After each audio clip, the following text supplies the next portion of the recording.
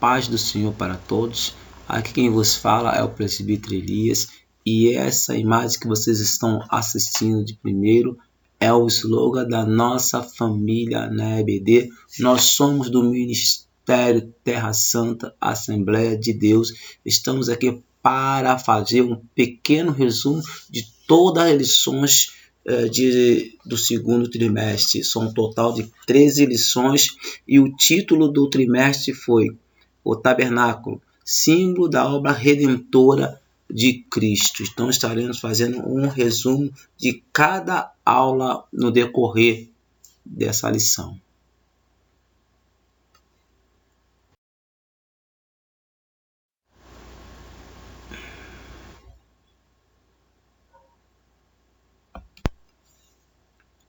Como eu já tinha falado, vamos começar pela lição de número 1. Tabernáculo, um lugar de habitação de Deus. Nós temos o nosso texto áureo que diz assim: e me farão um santuário e habitarei no meio deles. Êxodo capítulo 5, versículo 8. E a nossa verdade prática nos diz assim: o tabernáculo de Moisés foi o prototipo da Igreja de Cristo, no qual hoje Deus habita e se manifesta a sua glória. Um pedacinho da introdução nos diz assim: Deus sempre desejou se relacionar com seu povo. Ao longo das Escrituras Sagradas, o Pai Celestial buscou se revelar ao ser humano para relacionar-se com ele. Deus é um ser pessoal.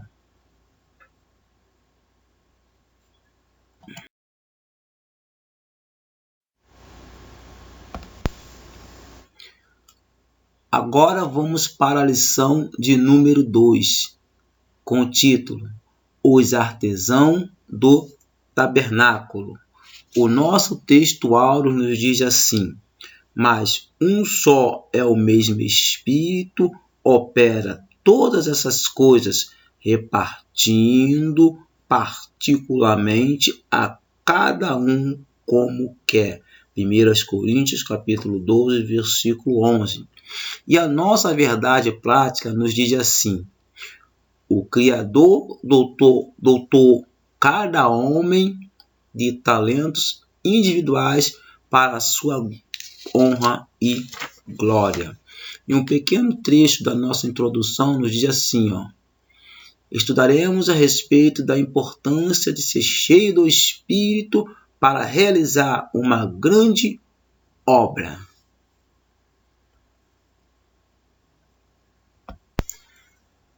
Continuando também nessa lição de número 2, vamos falar de 2 homens especiais para os serviços especiais para com Deus. O nome dele era Bezaleel e o outro Aholiab, chamado por Deus. Ambos foram capacitados pelo Espírito de Deus a fim de trabalharem em toda sorte de obra de ouro, prata, bronze e madeira.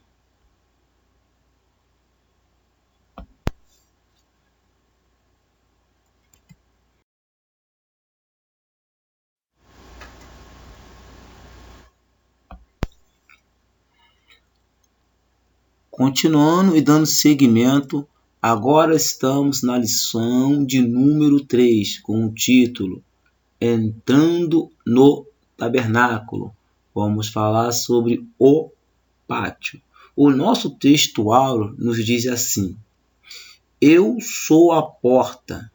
Se alguém entrar por mim, salvar-se-á, e entrará, e sairá, e achará pastagens. João capítulo 10, versículo 9. A nossa verdade prática nos diz assim: para entrar à presença de Deus no lugar santíssimo, o pecador deve passar por uma única porta: Jesus Cristo. Vamos falar também em questão da posição do pátio do tabernáculo entre as 12 tribos de Israel.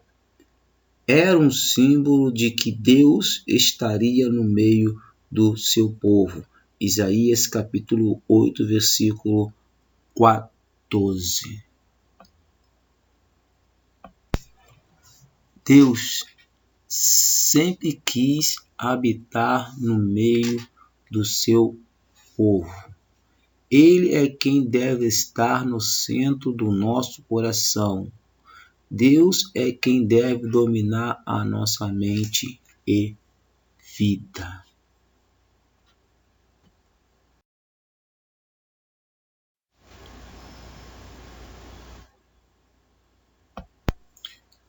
Dando continuidade, ao resumo, estamos agora na lição de número 4, o altar do holocausto.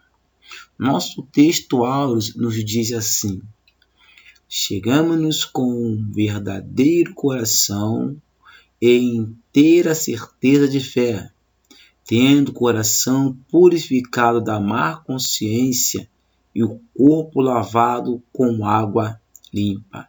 Hebreus capítulo 10, versículo 22. A nossa verdade prática nos diz assim: na cruz, o Senhor Jesus Cristo purificou-nos de todos os pecados, tornando-nos aceitáveis diante de Deus.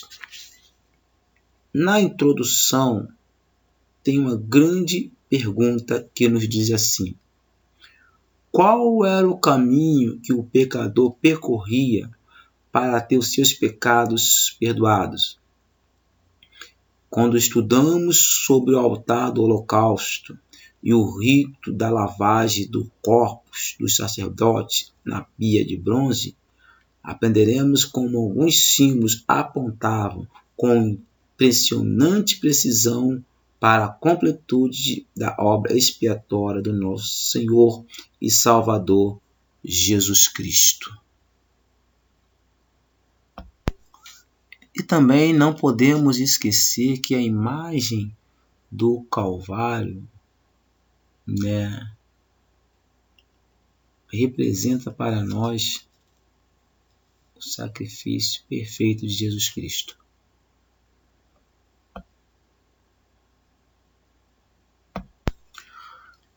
Na nossa conclusão, nos diz assim, que hoje nós aprendemos que o pecador precisava, no Antigo Testamento, passar pelo altar do sacrifício para que fosse aceito diante de Deus.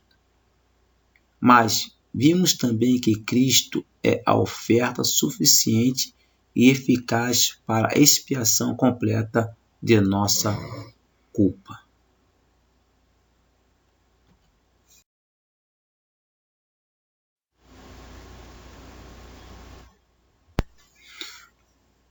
Dando continuidade, ao resumo, das lições bíblicas do segundo trimestre, nós estamos agora na lição de número 5, a pia de bronze, lugar de purificação. O nosso texto áureo nos diz assim: vós já estás limpo pela palavra que vos tenho falado. Evangelho de João, capítulo 15, versículo 3.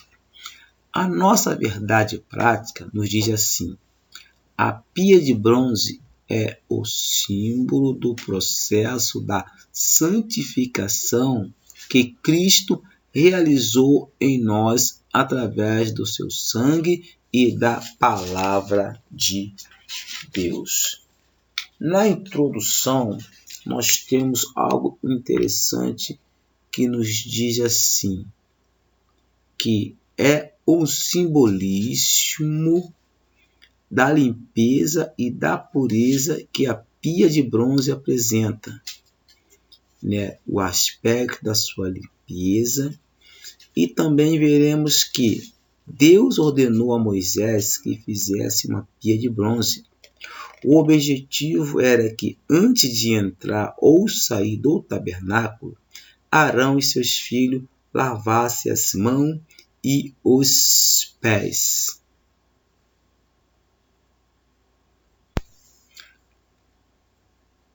A pia era de bronze polido, fabricado com o espelho das mulheres. Êxodo capítulo 38, versículo 8. Assim, exposta à luz do sol, a partir da água limpíssima, toda a impureza era revelada no interior da bacia. Só a palavra de Deus é eficaz para revelar o pecado dos nossos corações, expô-lo e removê-lo.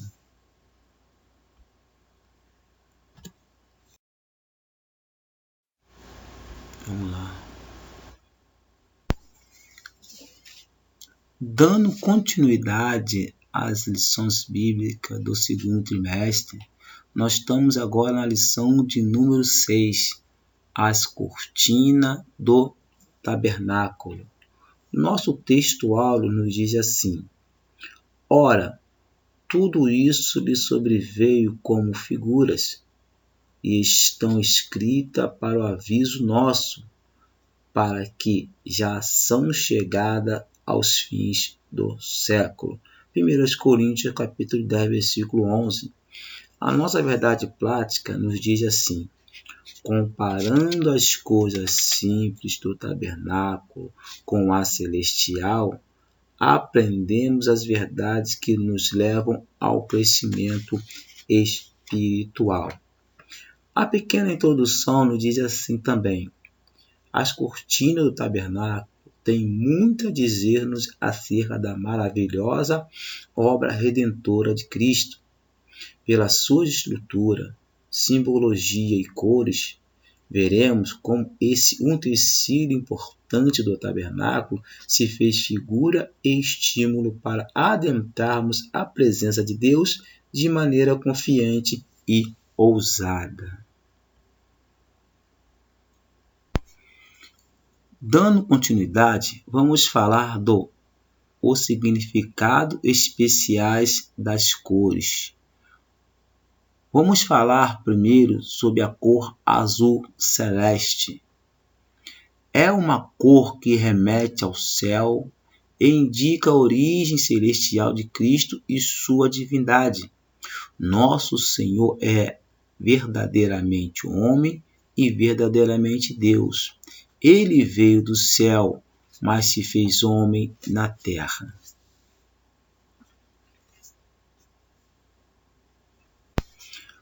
A cor púrpura. Vamos falar da cor púrpura. A púrpura era um tecido roxo obtido de moluscos que estão no fundo dos mares. É uma cor que remete à ideia de realeza e que aponta para o futuro. Em relação a Cristo, a cor é uma figura da realeza e divindade de Jesus Cristo. Vamos falar também sobre a cor escarlate ou carmesim. O carmesim é uma cor de sangue vermelho vivo. Se por um lado a cor projeta o vitupério do Calvário e o triunfo da obra salvífica de Cristo, por outro lado, ela aponta para a glória vindoura do reinado do Rei dos Reis e Senhor dos Senhores. E também vamos falar sobre a cor branco de linho torcido. Em um ponto anterior, tratamos dessa cor para falar da santidade de Cristo. No sentido especial, o linho torcido é o tecido rústico e batido que lembra a humanidade de Jesus em seu sofrimento em nosso lugar. Lembra também o fato de que a morte de Cristo tornou-se fundamento da justiça em nosso favor. Isso ficou meio ambíguo.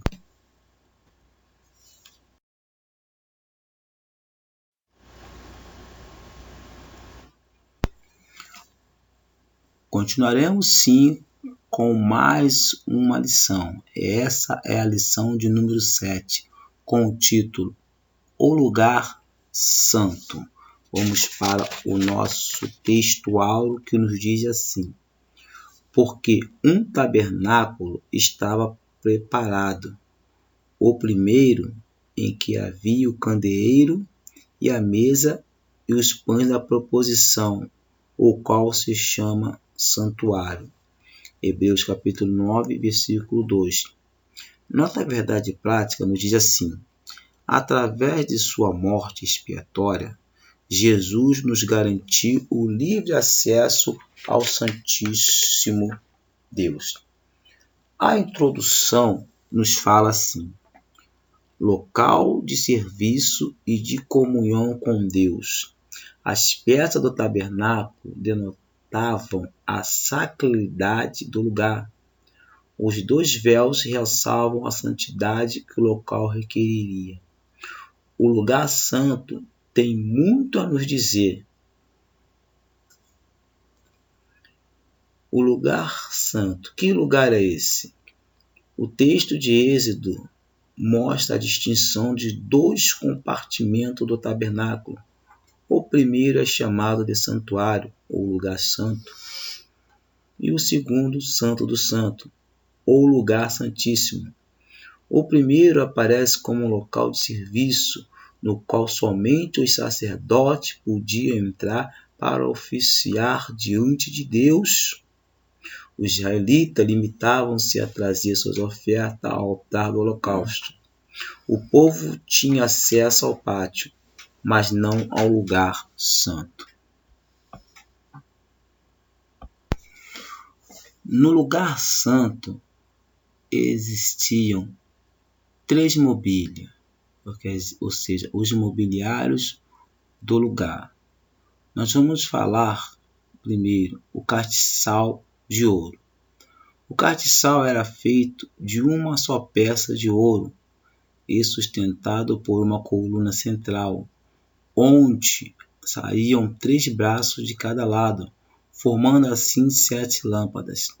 Essas lâmpadas eram interiormente alimentadas por dutos nos quais havia uma mecha embebedada de azeite, fornecendo dessa forma um combustível que, uma vez aceso, fazia o castiçal iluminar todo o ambiente, ou seja, as 7 lâmpadas produziam uma só luz.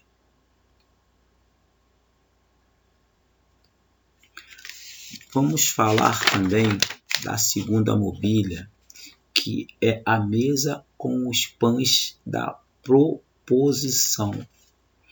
A mesa era feita com madeira de acácia e recoberta de ouro. Nela eram colocados 12 pães da proposição. Os pães eram feitos sem fermento. Deviam estes ser comidos pelo sacerdote, a fim de que os ministrantes estivessem nutridos para exercer o ofício na presença de Deus. Também vamos falar agora da terceira mobília, que é o altar de incenso. O altar do incenso era também identificado como o altar de ouro ou altar de cheiro suave, em virtude do perfume feito à base de plantas aromáticas que, queimadas sobre ele, exalavam um agradável perfume. Esse altar também ficava diante do véu, que dava acesso ao lugar santíssimo.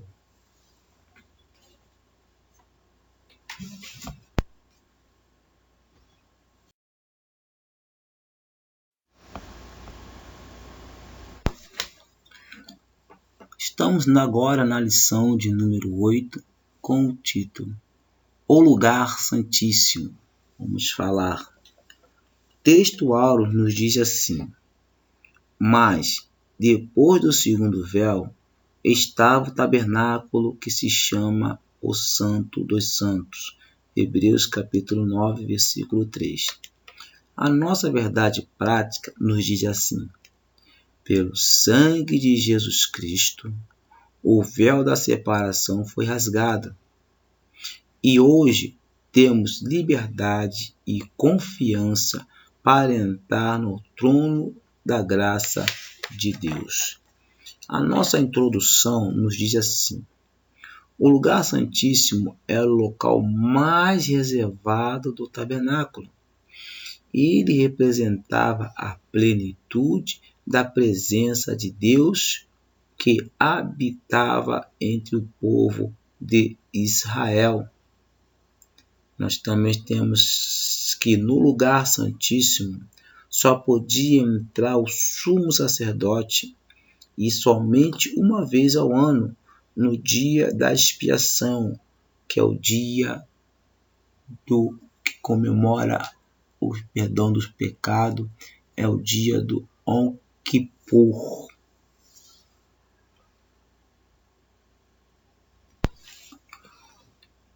O lugar continha apenas uma mobília, a Arca da Aliança. A Arca da Aliança tipificava a plenitude da presença de Deus, sua santidade, glória e majestade. Ali Deus habitava entre o seu povo.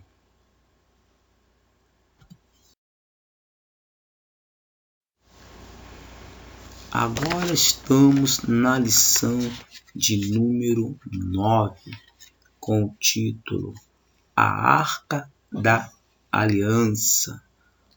Vamos para o nosso texto áureo que nos diz assim: pendurarás o véu debaixo dos colchetes e trará para lá a arca do testemunho para dentro do véu.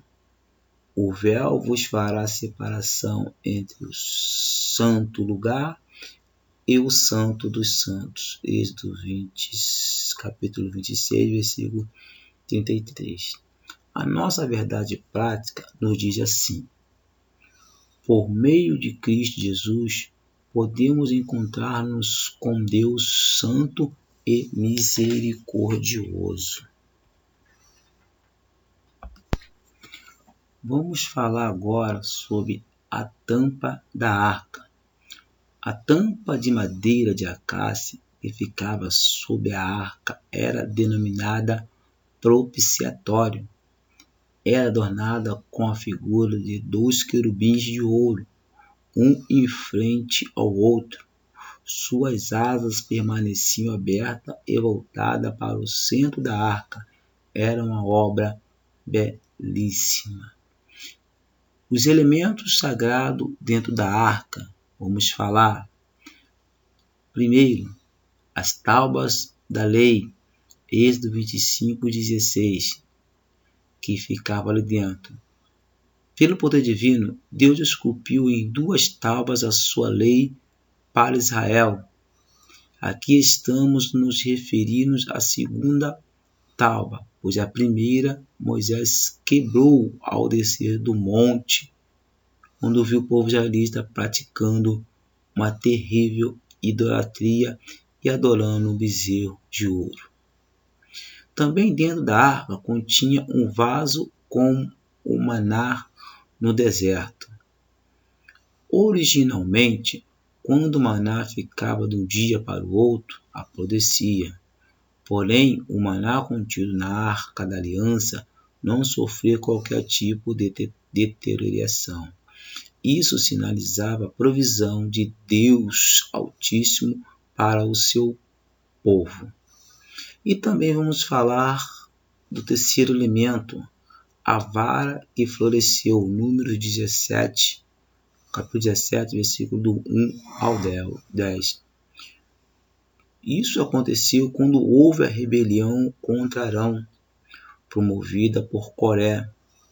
Deus mandou Moisés apanhar 12 varas e escreveu o nome de cada tribo em cada uma delas. Pela manhã, ou seja, colocando a vara,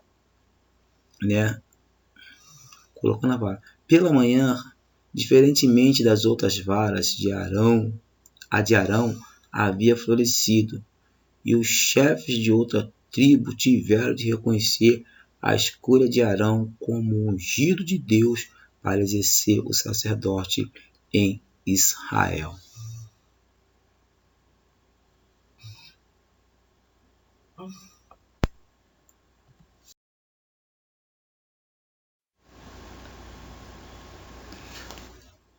Agora estamos na lição de número 10, com o título O Sistema de Sacrifício.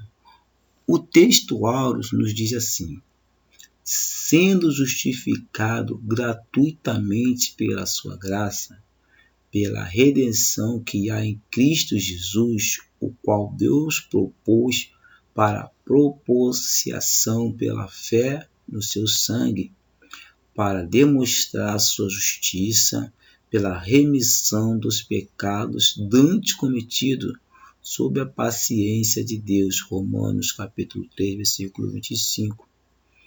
A nossa verdade prática nos diz assim: Jesus Cristo executou na cruz o sacrifício perfeito, obtendo por meio de seu sangue e de uma vez por todas a redenção eterna para todos os que creem nele.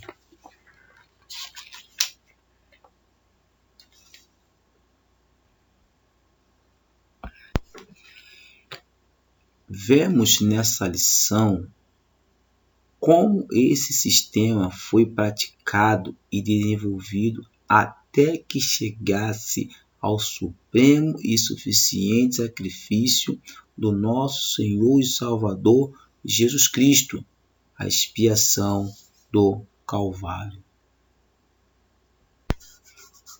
Vamos falar também um pouco sobre a oferta pacífica.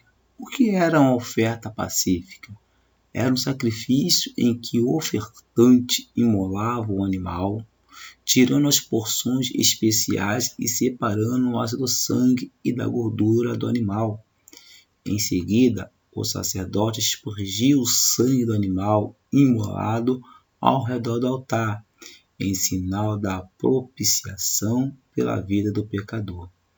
Depois, os miúdos do animal eram queimados no fogo do altar, e assim tanto o sacerdote quanto o ofertante e sua família comiam a carne nobre do animal imolado. Levítico capítulo 2, versículo 8, versículo 13, versículo 16 e o 17.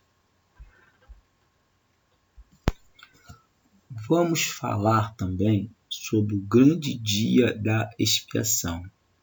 Levítico 16 narra o mais importante dia para o povo judeu, o dia da expiação, o dia em que todo judeu devia observar um jejum e não fazer qualquer trabalho.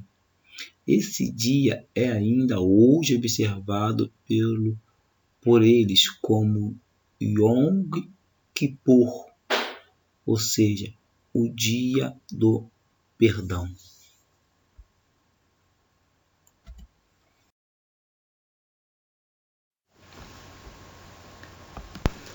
Estamos agora na lição de número 11, com o título O Sacerdócio de Cristo e o Levítico.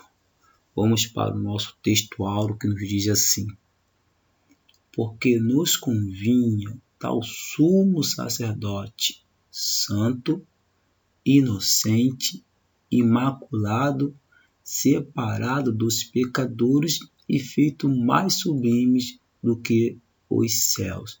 Hebreus capítulo 7, versículo 26. A nossa verdade prática nos diz assim: nosso grande e único sacerdote é Jesus Cristo. Ele intercede eficazmente em nosso favor diante do Pai. Na introdução nos diz assim: há uma relação especial entre o sacerdócio levítico e o sacerdote cristão.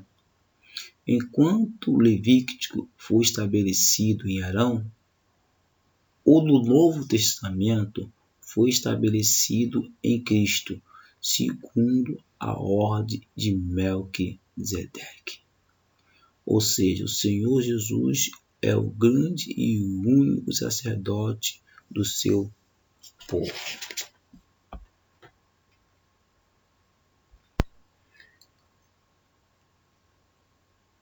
Essa escolha indicava a soberania do Senhor para designar obreiro para a sua obra. No ministério cristão, por meio do Espírito Santo, Deus é quem elege líderes para o ministério. Os sacrifícios, o culto, as ofertas e a liturgia do serviço eram apenas sombra do verdadeiro sacerdócio a ser oficiado por Cristo Jesus. Mas Jesus, sendo o perfeito cumprimento da lei e dos profetas, veio para morrer em nosso lugar, resgatando-nos do pecado. Uma das mensagens mais lindas é que Jesus nos fez para quem? Em 1 Pedro, capítulo 2, versículo 9, nos diz assim: Mas vós sois a geração eleita, sacerdote real, a nação santa, um povo adquirido, para que anuncieis a virtude daquele que vos chamou das trevas para a sua maravilhosa luz.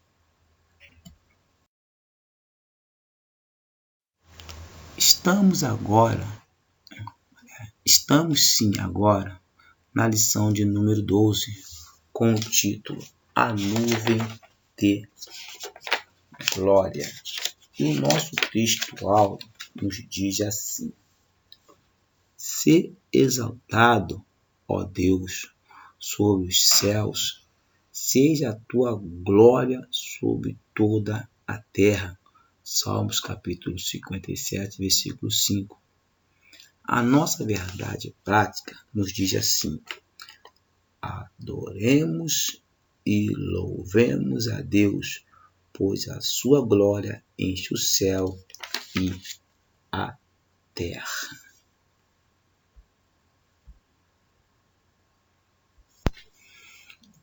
Em Êxodo 40 e Números capítulo 9, o cuidado de Deus com Israel. Na caminhada no deserto rumo à terra prometida, uma nuvem permanecia sobre o tabernáculo.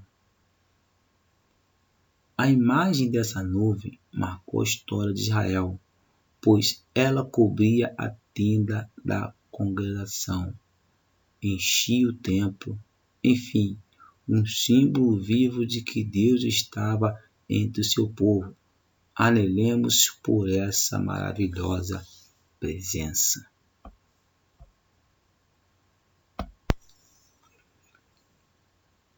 Havia uma promessa de Deus para a descendência de Abraão tomar posse da terra de Canaã. Para cumprir esse objetivo, a presença de Deus permaneceu com Israel desde a saída do Egito até a terra prometida. Ele cumpriu suas promessas e guiou Israel pelo meio do mar, derrotando Faraó e seus cavaleiros. Ali, a nuvem do Senhor trouxe trevas e embaraços aos perseguidores egípcios. Um pequeno trecho da nossa conclusão nos diz assim: a glória de Deus transcende a qualquer coisa que o ser humano venha produzir. A glória do Senhor esteve com Israel no Antigo Testamento, com a igreja primitiva, em Atos e também está em nossas vidas.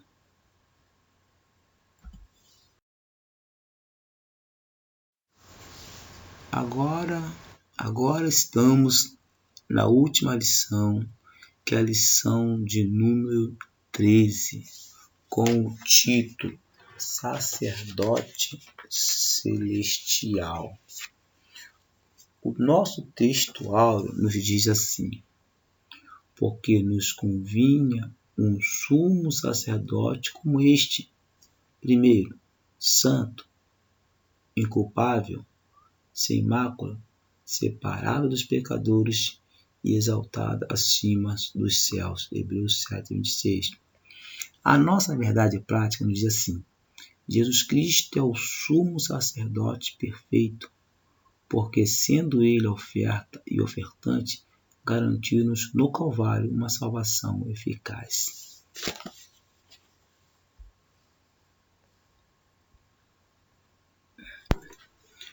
De tudo que estudamos até a presente lição, podemos dizer que o tabernáculo de Israel é um tipo do tabernáculo celestial.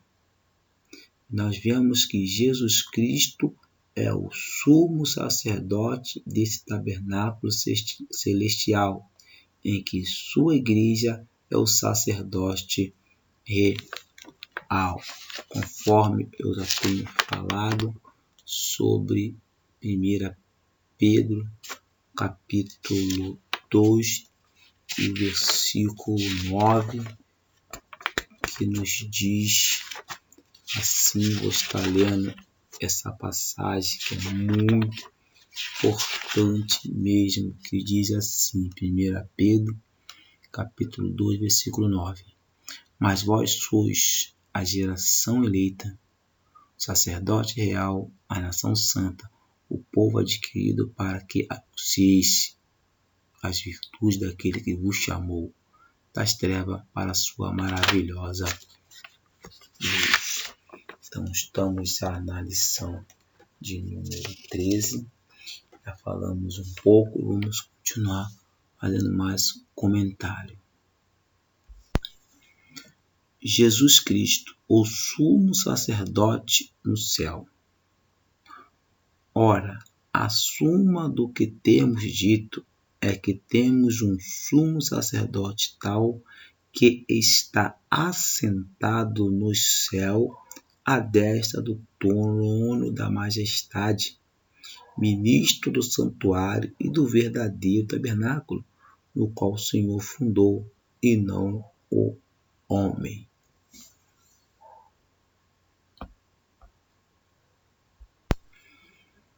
O sacrifício perfeito de Cristo. A palavra de Deus mostra que o sacrifício de Jesus Cristo foi suficiente e eterno. Hebreus 9:24. Não era preciso passar repetidamente pelo Calvário para garantir-nos a redenção eterna. Bastou um único sacrifício. Diferentemente do sacrifício antigo, era parcial.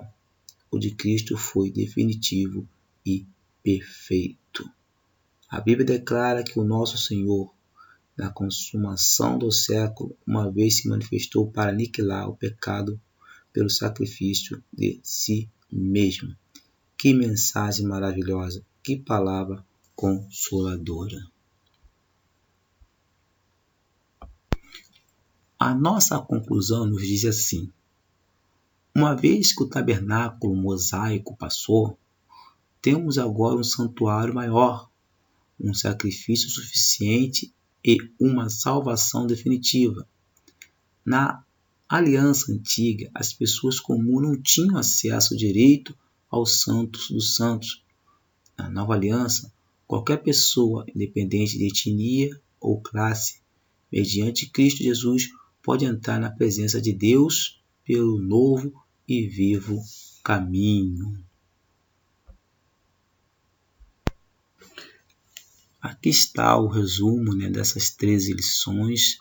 Nós somos da Igreja Ministério Terra Santa, Assembleia de Deus. Quem vos fala é o presbítero Elias, gravando um pequeno resumo de todo esse trimestre abençoado em nome de Jesus. Amém.